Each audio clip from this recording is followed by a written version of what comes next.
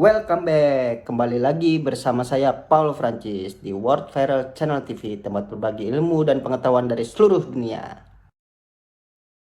Oke teman-teman, kali ini kami akan membahas mengenai asal-usul manusia menurut pandangan dari 6 agama di Indonesia. Mari kita simak video berikut ini. Islam. Menurut kitab suci Al-Quran pada surat Al-Hijr 15 ayat 28-29, asal-usul manusia adalah ketika Allah berfirman, "Dan ingatlah ketika Tuhanmu berfirman kepada para malaikat, sesungguhnya aku akan menciptakan seseorang dari tanah liat kering yang berasal dari lumpur hitam yang diberi bentuk, maka apabila aku telah menyempurnakan kejadiannya, dan telah meniupkan ke dalamnya ruh ciptanku, maka tunduklah kamu kepadanya dengan bersujud." Ada beberapa tahapan kejadian manusia, diantaranya adalah yang pertama proses kejadian manusia pertama atau Adam. Di dalam Al-Quran dijelaskan bahwa Adam diciptakan oleh Allah dari tanah yang kering kemudian dibentuk oleh Allah dengan bentuk yang sebaik-baiknya. Setelah sempurna maka oleh Allah ditiupkan ruh kepadanya maka dia menjadi hidup. Hal ini ditegaskan oleh beberapa firman Allah, di antaranya, 1. Yang membuat sesuatu yang dia ciptakan sebaik-baiknya dan yang memulai penciptaan manusia dari tanah. Dalam surah As-Sajdah 32 ayat 7. 2. Dan sesungguhnya kami telah menciptakan manusia, Adam, dari tanah liat kering, yang berasal dari lumpur hitam yang diberi bentuk. Ini ditulis dalam surah Al-Hijr 15 ayat 26. 3. Di samping itu Allah juga menjelaskan secara rinci tentang penciptaan manusia pertama itu dalam surat Al-Hijr ayat 28 dan 29. Di dalam sebuah hadis Rasulullah bersabda, "Sesungguhnya manusia itu berasal dari Adam dan Adam itu diciptakan dari tanah." Hadis riwayat Bukhari. Yang kedua proses kejadian manusia kedua yaitu Siti Hawa. Hai sekalian manusia, bertakwalah kepada Tuhanmu yang telah menciptakan kamu dari seorang diri, dan daripadanya Allah menciptakan istrinya, dan daripada keduanya Allah memperkembangbiakkan laki-laki dan perempuan yang sangat banyak. Surah An-Nisa 4, ayat 1. Di dalam salah satu hadits yang diriwayatkan oleh Bukhari dan Muslim dijelaskan, maka sesungguhnya perempuan itu diciptakan dari tulang rusuk Adam.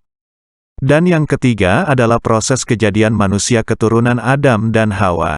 Dan sesungguhnya kami telah menciptakan manusia itu dari suatu saripati, berasal dari tanah. Kemudian kami jadikan saripati itu air mani, yang disimpan dalam tempat yang kokoh, rahim. Selain itu, telah bersabda Rasulullah dan dialah yang benar dan dibenarkan. Sesungguhnya seorang di antara kamu dikumpulkannya pembentukannya, kejadiannya, dalam rahim ibunya, embrio, selama 40 hari. Kemudian selama itu pula, 40 hari, dijadikan segumpal darah. Kemudian selama itu pula, 40 hari, dijadikan sepotong daging. Kemudian diutuslah beberapa malaikat untuk meniupkan ruh kepadanya, untuk menuliskan, menetapkan, 4 kalimat, rezekinya, ajal, amalnya, dan buruk baik.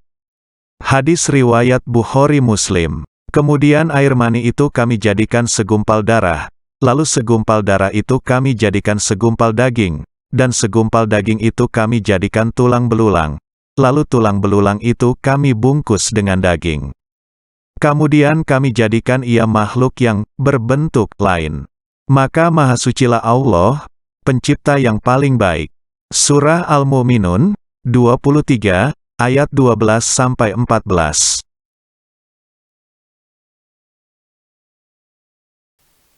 Kristen Katolik dan Kristen Protestan. Awal penciptaan manusia menurut agama Kristen Katolik dan Kristen Protestan pada umumnya sama karena Kristen Protestan merupakan revolusi dari gereja Kristen Katolik. Yang membedakan dua agama ini ialah tata cara ibadah dan teologi saja. Dalam kitab Kejadian 1 ayat 26-28 berfirmanlah Allah, "Baiklah kita menjadikan manusia menurut gambar dan rupa kita, supaya mereka berkuasa atas ikan-ikan di laut dan burung-burung di udara dan atas ternak dan atas seluruh bumi dan atas segala binatang melata yang merayap di bumi. Maka Allah menciptakan manusia itu menurut gambarnya. Menurut gambar Allah diciptakannya dia, laki-laki dan perempuan diciptakannya mereka. Allah memberkati mereka, lalu Allah berfirman kepada mereka, beranak cuculah dan bertambah banyak, penuhilah bumi dan taklukkanlah itu, berkuasalah atas ikan-ikan di laut dan burung-burung di udara dan atas segala binatang yang merayap di bumi. Selain itu, dalam Kejadian 2 ayat 4-25 memberikan rincian yang lebih lengkap mengenai penciptaan dan lingkungan mereka. Kedua kisah ini saling melengkapi dan mengajarkan beberapa hal, di antaranya, baik laki-laki maupun wanita diciptakan secara khusus oleh Allah, mereka bukan hasil proses evolusi. Hal ini ada di kitab Kejadian 1 ayat 27, Matius 19 ayat 4, dan Markus 10 ayat 6. Laki-laki dan wanita keduanya diciptakan menurut gambar dan rupa Allah. Berdasarkan gambar ini, mereka mencerminkan kasih, kemuliaan dan kekudusan Allah. Mereka harus melakukannya dengan mengenal dan menaatinya. Kejadian 2 ayat 15-17. Buddha. Dikutip dari situs Lentera Dharma, dalam kisah yang disampaikan oleh Sang Buddha, manusia pertama bukan hanya satu atau dua orang saja, melainkan banyak. Mereka bukan hasil ciptaan. Mereka merupakan hasil sebuah proses panjang bersamaan dengan proses terjadinya bumi beserta planet-planetnya. Seperti diketahui bahwa dalam pengertian Dhamma, tata surya seperti yang dihuni manusia saat ini bukan hanya satu melainkan lebih dari 1 miliar jumlahnya. Masing-masing tata surya ketika kiamat akan terbentuk lagi. Pada saat terjadinya bumi ini, datanglah makhluk-makhluk berupa cahaya dari tata surya yang lain.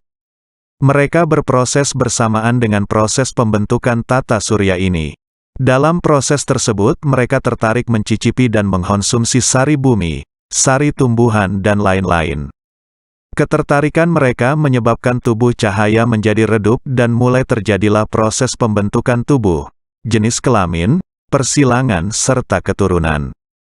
Dan, sekali lagi, manusia pertama karena merupakan hasil proses seperti ini, jumlahnya tidak bisa ditentukan lagi.